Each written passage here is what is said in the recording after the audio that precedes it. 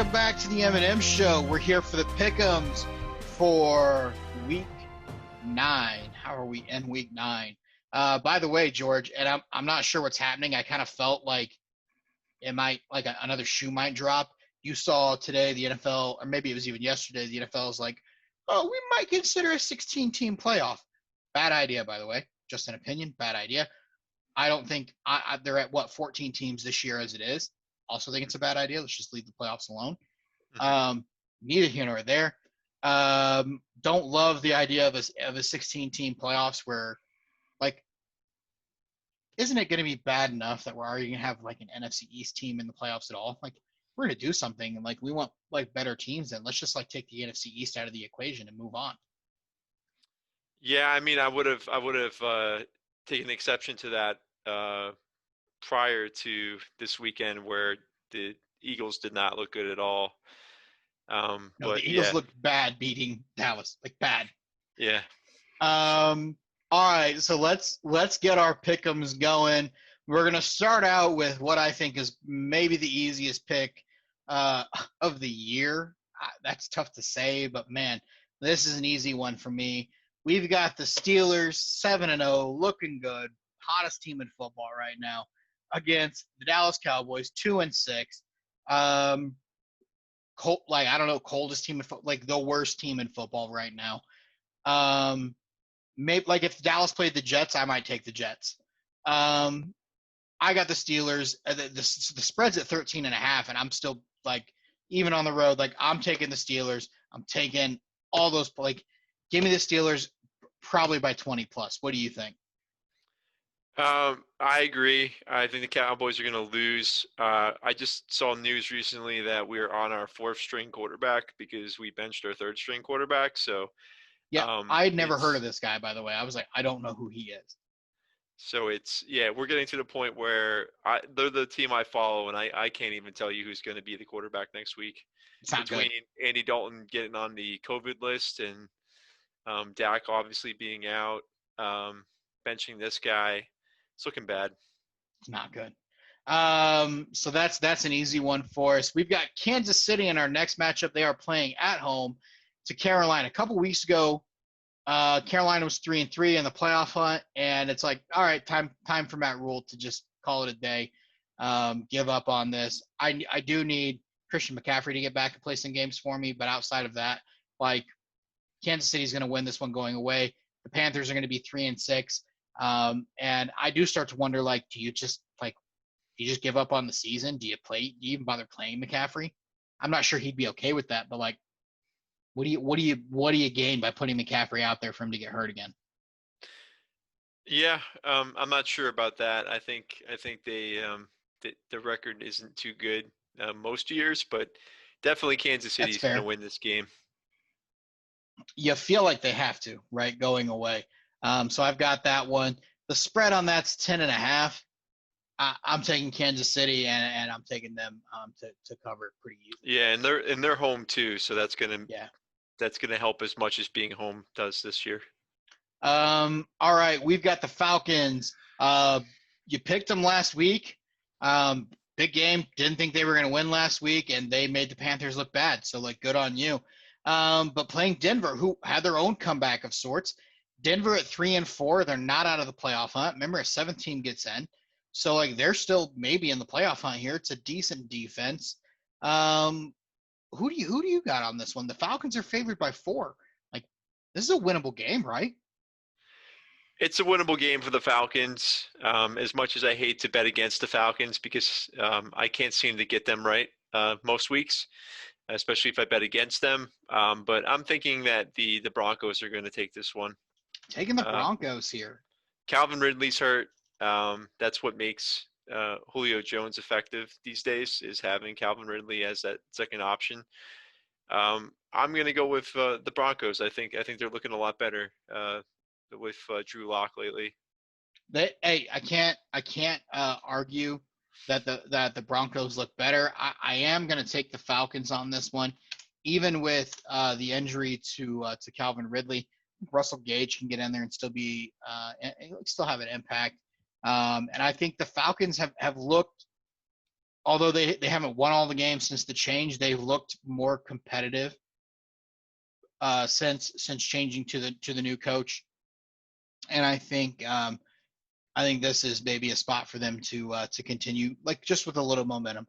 I don't see them really getting back into things, but they've got some momentum, so we can see what happens there. So I'm going to take the Falcons with that one. So that's our first one, picking it out early that we're different on. So we've got Green Bay up against the forever injured 49ers. Kittle's out more or less for the year. We've got all the injuries that have still been there. It's funny because Tevin Coleman came back and then immediately injured the same knee. They just can't, like, this is just not their year. And what's funny is they still like magically find ways to win some games here and there. A lot of times when you don't expect it. Green Bay is favored by 5.5. Green Bay coming off a game where they didn't look especially fresh. What do you think? I'm feeling Niners here. Wow, I think bold. I think there's too many. There's just too many injuries with the Packers, especially with their running backs. Yes, Garoppolo is out for the Niners, but also Nick Mullins is a very serviceable quarterback too. Um, Ayuk, Debo Samuel should be back. To your point, Jordan Reed shouldn't be. I mean, he's a step down from George Kittle, but he's not too He's much of a very step down. serviceable. Yeah. I think at home, I'm thinking Niners. Hmm. That's interesting. I took Green Bay in this one. I've got Green Bay all day long in this one. I think they'll cover. But that could be a game where man, you just don't know. Um, let's move on. Detroit playing on the road in Minnesota. Detroit really got handled by the Colts last week. The final score there probably didn't even do the game justice. I don't feel like, and it was the Colts still won by 20. Um, Minnesota coming off a game where they were hot. They looked really good. But let's also not forget, like, that's still a 2-win Minnesota team. So there's not a lot to get excited about there. Who do you have? I'm liking Minnesota's the home team. I'm liking their momentum that I'm seeing. Mm-hmm. Feel like the Lions are really losing some momentum. They feel like a 3 and 5 team. Minnesota feels like a 3 and 5 team as well. So I'm thinking that Minnesota is going to take the W. I like it there too. I like Minnesota in that one as well. We touched on this earlier. I didn't know Minshew was hurt. We got Jacksonville playing at home, giving up 7 points to Houston. This could be a close game. This could be a not close game. Who knows what's going to happen? Neither of these teams are any good. Um, they were both essentially looking to sell at the deadline. They're in the lowest of the low on power rankings outside of the Jets, of course. Who do you got in this one? Toss up of who can be worse.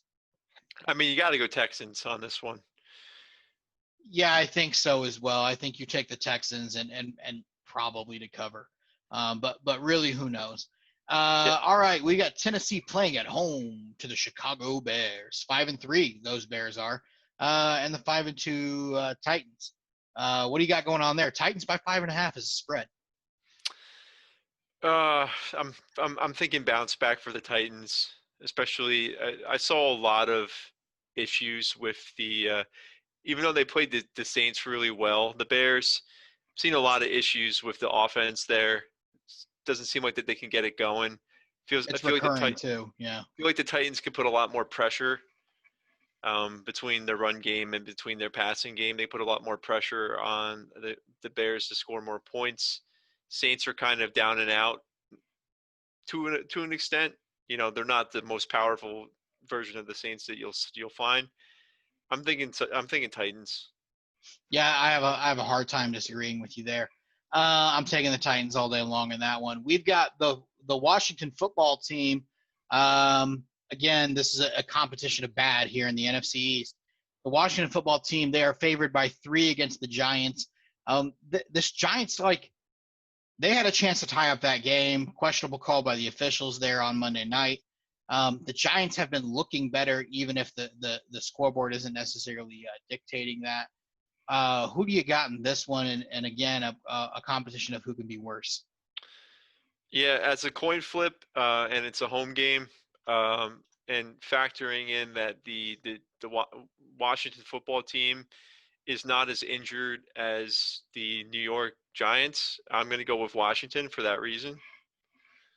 Their primary ball runners are still healthy. Kyle Allen seems like Hmm. he's doing a pretty good job being the number one quarterback over there. I think Washington takes it. I'm with you there.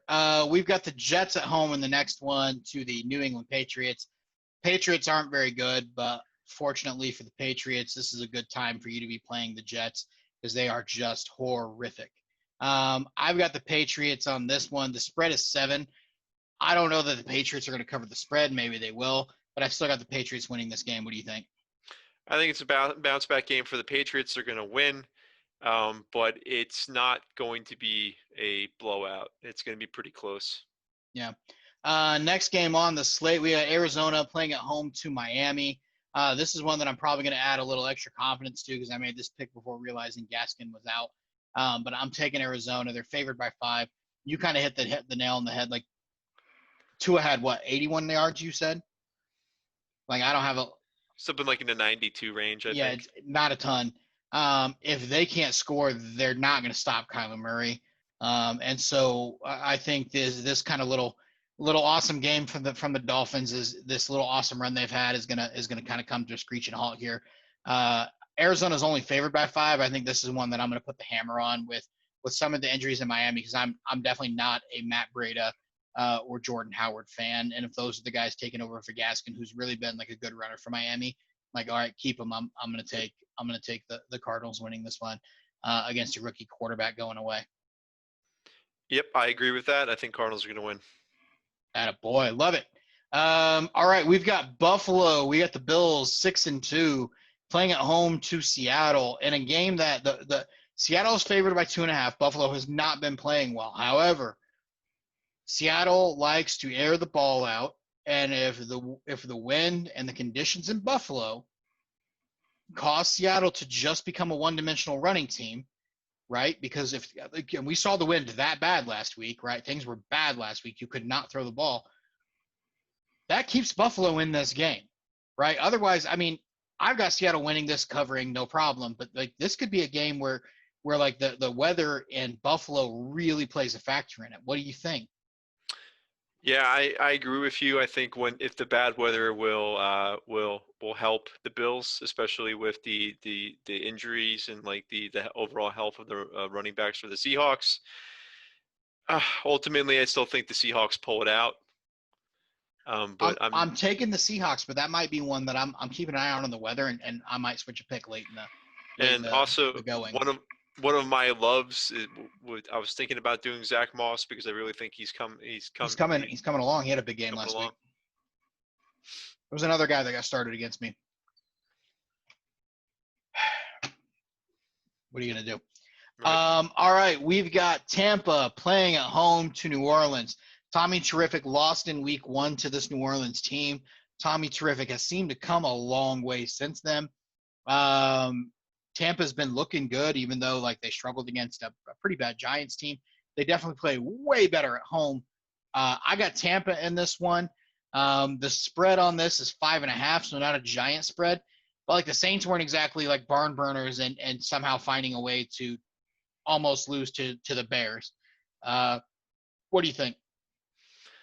Yeah, it's tough because obviously they almost lost to the Bears. The Giants almost lost to the Bucks. So The both Bucks under. almost lost to the Giants. Yeah, it's questionable. Yeah, they both underwhelmed, I should say. I'm thinking Bucks. I'm taking the Bucks. I don't think they'll cover that spread though. I think this will be a 2, 3, 4 point game tops. I think this will be a close one. We've got the Chargers playing at home to Las Vegas. This was a tough one for me. Las Vegas is up and down. They can't seem to figure out what team they are. And the Chargers actually seem like a good team until the fourth quarter. I'm going to take the Chargers to finally figure out how to close out a game. I think they'll get up in this game. I think they'll win this game. But they've got to figure out how to close one out. What do you think? So I want to take the Chargers because they're a young, exciting team. Justin Herbert and all of their pass catchers, running backs, all the like. But I'm thinking Raiders on this one. I think the Raiders are going to pull it off.